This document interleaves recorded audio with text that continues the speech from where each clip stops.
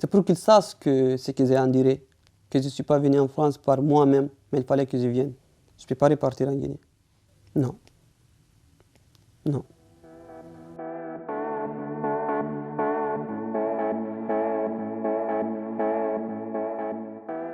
Je viens de la Guinée-Conakry.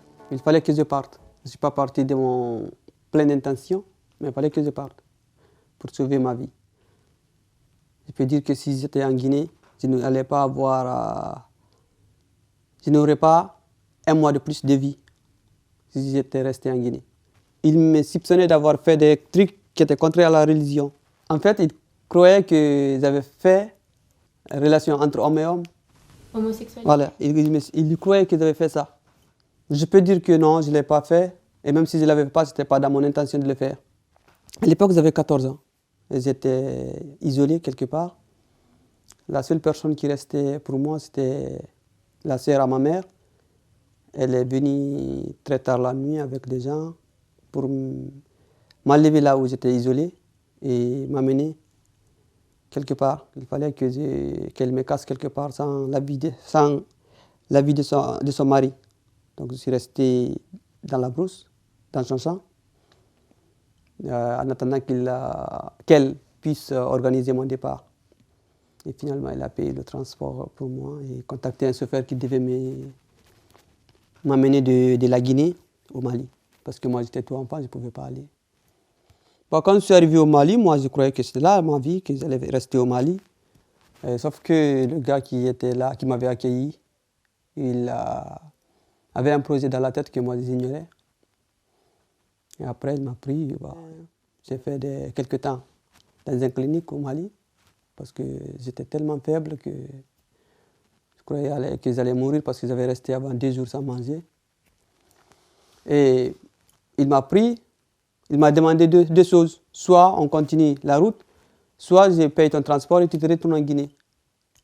Moi, sachant que quand je retourne en Guinée, c'est la mort qui m'attend. Et j'ai dit, bah, je te suis. Je croyais qu'avec lui, que tout allait bien se passer. Quand on est arrivé en Libye, on était séparés par des encagoulés qui demandaient des rançons. Donc ils nous ont séparés.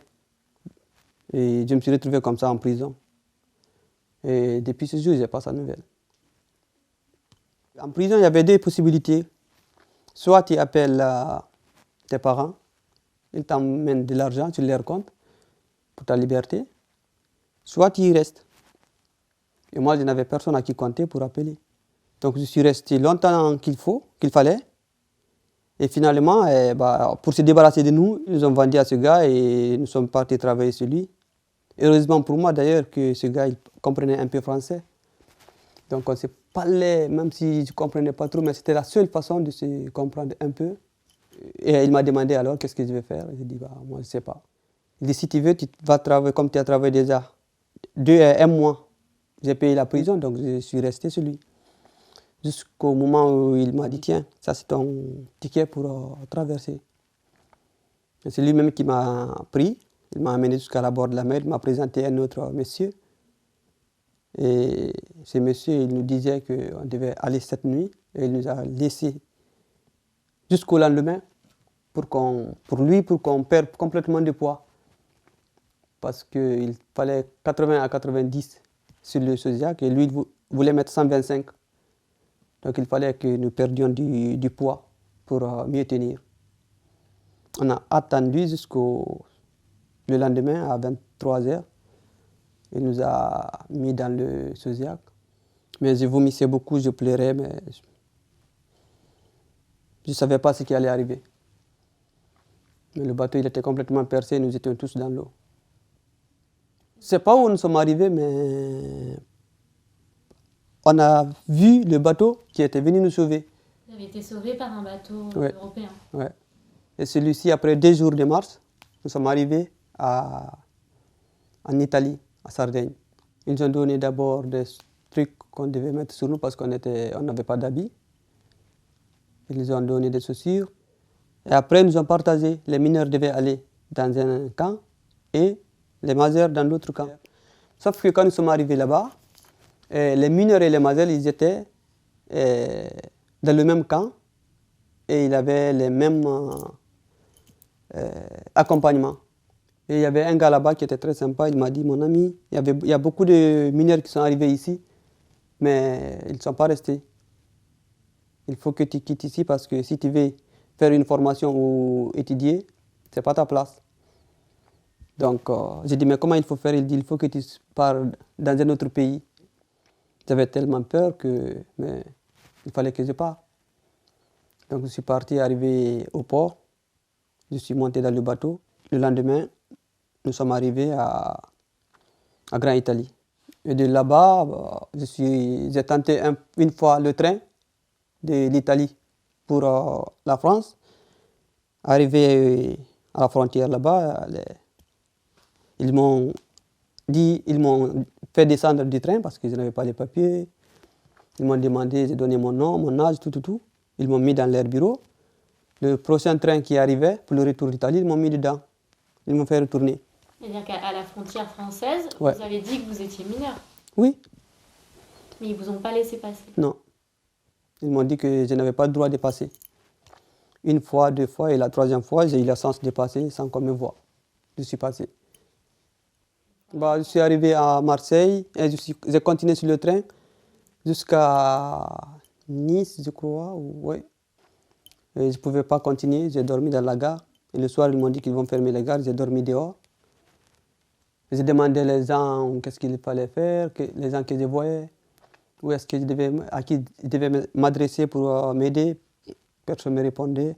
Heureusement, j'ai vu un monsieur, je crois que c'est un Sénégalais, parce qu'il était très grand. Il m'a dit, mon ami, il faut que tu pars à Grenoble là-bas. Je crois qu'il s'occupe mieux des mineurs et il accueille mieux. J'ai dit, d'accord, mais comment il faut aller à Grenoble? Il m'a donné un billet. Je suis monté dans le train. Je suis arrivé à Grenoble. Je ne savais pas où aller. Je suis resté là-bas toute la journée. J'ai dormi encore à la gare. Et le lendemain, j'ai vu quelqu'un, des jeunes Africains. Je leur ai demandé comment il faut faire, où ils sont accueillis et comment ils sont. Il m'a dit, ça s'appelle Adat, mais tu verras, c'est écrit Adat. Tu vas là-bas, tu demandes. Sauf que ce jour, c'était férié. Il n'y avait personne. Il fallait que je redore encore dehors. Ça fait des jours. J'ai dormi dehors, mais heureusement, comme je savais que là-bas, c'était un endroit, la dame qui venait ouvrir la porte, elle m'a trouvé dehors devant la porte. Elle m'a dit, qu'est-ce que vous faites ici? J'ai dit, madame, je n'ai pas autre choix. Je ne sais pas ce que je fais ici. Mais on m'a dit que c'est vous qui accueillez les mineurs et je suis mineur. C'est pourquoi je suis là. Elle était très gentille. Elle m'a fait rentrer dans la salle. Elle m'a donné une brosse à dents. Elle m'a donné des pâtes dentifrice et des vêtements très chauds. Et elle m'a proposé un café aussi. Et elle m'a dit, moi je ne peux rien faire pour vous que ça, mais vous pouvez attendre, ils vont arriver bientôt. Et à 8 heures, ils sont arrivés et elle m'a présenté au personnel. Comme vous le voyez ici, c'est la campagne. Ils ont du mal à trouver des apprentis. Et j'avais fait tout ce qui était de mon pouvoir pour avoir un contrat d'apprentissage. Une année où j'ai fait plein de stages, une année où j'ai suivi l'école, j'ai fréquenté l'école, une année où j'ai fait tout ce que je pouvais faire. Malheureusement, c'était pas abouti. La réponse de la préfecture était là, ils disent que je n'étais pas bien intégré. Je n'avais pas un contrat qui date de 6 mois et j'étais en contact avec ma famille. Mais le contact avec ma famille, ça, c'était pas vrai. Ma manque d'intégration, je ne peux pas dire qu'il y a quelque chose qu'ils voulaient que je n'ai pas fait, mais moi j'ai fait tout ce qui était de mon pouvoir en allant faire des bénévolats, en suivant les cours parce que les notes le prouvaient. Et la langue française aussi, j'ai commencé à la maîtriser très bien. Donc, la seule chose que je leur donnais raison, c'était que je n'avais pas le contrat. Moi, j'avais trouvé 2 patrons qui voulaient me signer. C'est pourquoi j'ai fait le recours au tribunal pour contester la décision de la préfecture. Mais, comme vous savez, les administrations se complètent. Ils ont confirmé la décision de la préfecture. Donc, j'ai eu le QTF. Et aujourd'hui, jusqu'à aujourd'hui, nous sommes à l'attente. Et nous espérons que cette fois-ci, que ça va tomber dans de bonnes oreilles et que nous aurions une réponse positive afin que je puisse débuter ma vie.